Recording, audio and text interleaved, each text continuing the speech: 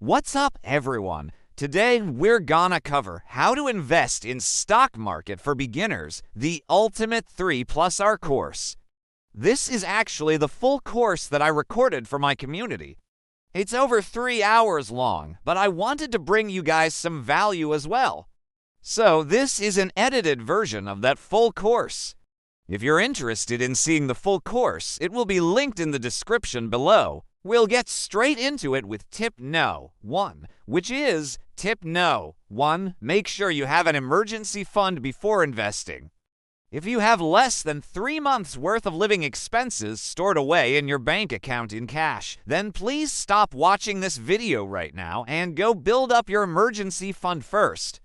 Because investing is very simple. There are people that are going to try and trick you by saying investing is super complicated. And if you don't understand it, then they can help you out for a fee. Well, I'm not gonna charge you a fee. I'm just gonna tell you how it is. But the reality is, yes, investing is risky. That is why it's called investing and not gambling. With investing, you're able to earn a return on your money, which means you're taking on some level of risk. And if you have no emergency fund and something were to happen where you lose your job or your car breaks down and you need to take money out of the market before you have built up enough money to weather that storm, then you're going to be in a bad position because all of your investments are probably going to be down and you're going to have to sell at a loss. So please do not make the mistake that I see so many beginners make, which is trying to invest their money before building up their emergency fund. Tip no. 2, understand the difference between investing and saving. A lot of times these two are used interchangeably, but there's a difference. When you save money, you're putting it into a bank account and it is sitting there and you're earning next to no interest. I think the national average right now for savings accounts is around 0.1% interest. That means that if you have $1,000 sitting in a bank account, you are literally earning 1/10 of a penny every single year. Versus when you invest, you're putting your money to work. You're actually buying little pieces of companies that hopefully are going to grow over time. And by owning those pieces of those companies, you get to benefit from the growth of those businesses. And depending on what type of investment you make, you might also get paid dividends, which is basically a portion of the profits from those companies being shared with you. So tip no. 2 is understand the difference between saving and investing and how to use each of them appropriately. Tip no. 3, start with a Roth IRA. So what is a Roth IRA? So Roth IRA stands for Roth Individual Retirement Account. And essentially, it's just a retirement account that allows you to put away pre-tax income, which is your earnings. So let's say you make $50,000 a year. You can put $5,000 of that $50,000 into your Roth IRA. Tip no. 5, dollar cost average your investments. So what is dollar cost averaging? Dollar cost averaging is simply buying a set amount of a security at regular intervals regardless of its price. So let us say you have $1,000 that you want to invest into Tesla stock and you want to buy $200 worth of Tesla every month.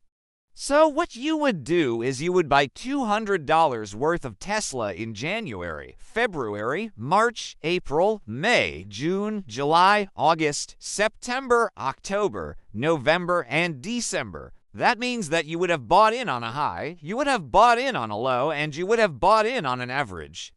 So you wouldn't have gotten in at the absolute highest point or the absolute lowest point, but you got in at an average price, hence the term dollar cost average.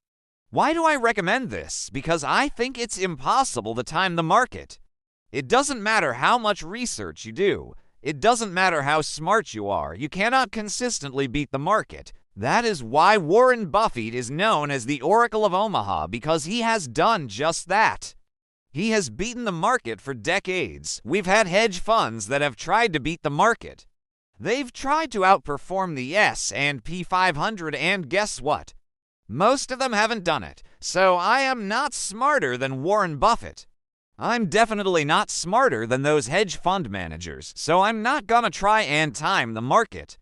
Instead, I'm just gonna dollar cost average. Tip number 6, be patient. This is one of the hardest things for me to do. I have ADHD. I have a hard time waiting for things. I am always trying to find the next hot stock to blow up, and it gets me in trouble.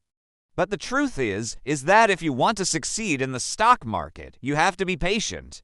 You have to wait for the right opportunities to come to you. You can't force things. You can't try and make things happen, because chances are you're just gonna lose money.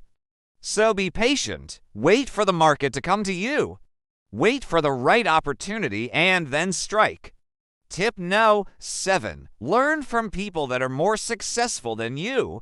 There is a saying that you become the average of the 5 people you spend the most time with.